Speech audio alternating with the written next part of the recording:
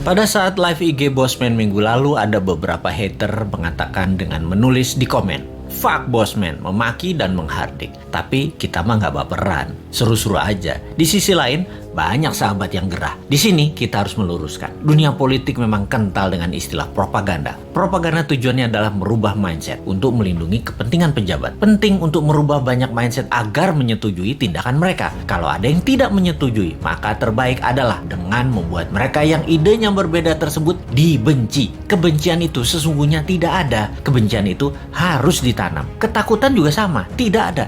Ketakutan itu harus ditanam. Itulah senjata buzzer. Kebencian dan membuat ketakutan. Itulah tugas pelaksana propaganda yang dalam hal ini adalah mereka-mereka yang menamakan dirinya buzzer rupiah, yaitu mereka yang dibayar oleh pejabat untuk menyerang musuh-musuh politiknya. Tugas utama buzzer sekali lagi adalah mendengungkan kejelekan orang yang mengkritik tanpa solusi, tanpa niat memperbaiki. Sementara kaum Newman jelas niatnya memperbaiki bangsa yang utama. Gayanya nyeleneh, tujuannya untuk mendapat perhatian. Sekali lagi, nyeleneh, lucu, koplak, tajam kalimatnya, tujuannya satu, agar dapat perhatian. Tapi kalau mental pejabatnya tipis, ketakutan, insecure karena jabatannya takut hilang, telinga tipis, emosi tak bisa jaga dan tidak dewasa, kritik segar bersolusi dikirimkan para new minder, bikin hidup pejabat gelisah dan sengsara. Makanya panik mereka, ditugaskanlah pasukan buzzer yang jumlahnya 20 ribuan untuk menjadi pelindungnya. Begitulah kalau pejabat terdiri dari orang-orang yang tidak beriman, berlindungnya pakai buzzer, bukan pada Allah. Menanamkan kebencian itu program mematikan lawan politik. Ada sih sebenarnya dalam buku putih propaganda yang banyak diajarkan di akademi-akademi militer. Newman itu sering mengkritik, namun selalu memberikan solusi. Lalu kesannya anti pemerintahan secara keseluruhan. Padahal hanya anti pada 2 orang pejabat doang. Karena dikesankan Newman saat ini anti pemerintah, maka Newman harus dipudarkan.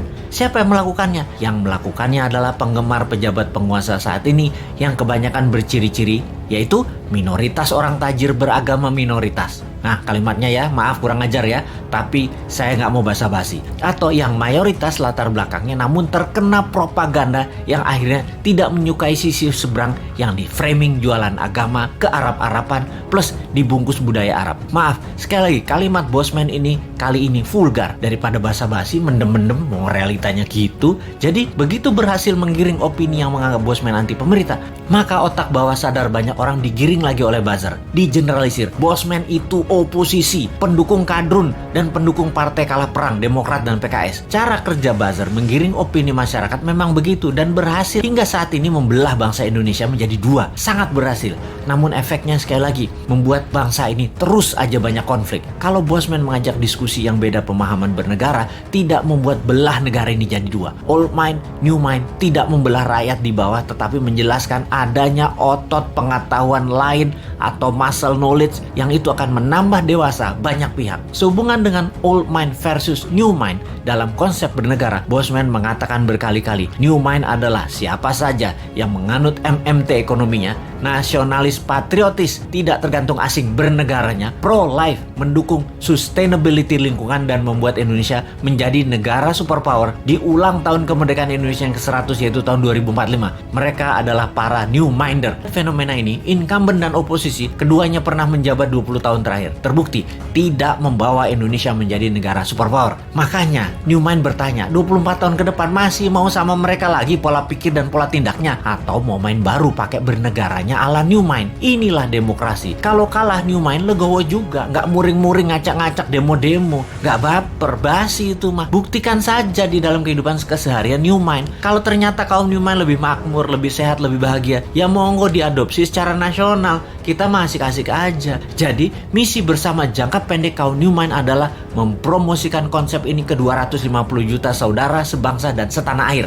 Jadikan bahan diskusi, rembukan secara masif, dan akhirnya kesempatan itu akan dibuktikan di kotak suara tahun 2024. Kalah menang bukan masalah, itu demokrasi. Pertanyaannya sekarang, bagaimana caranya 250 juta orang mengenal dan memahami konsep new mind dalam waktu cepat? Urusan suka nggak suka itu nomor 2. Yang penting masuk dulu dan difahami. Ada saran nggak ya supaya new mind bisa sukses?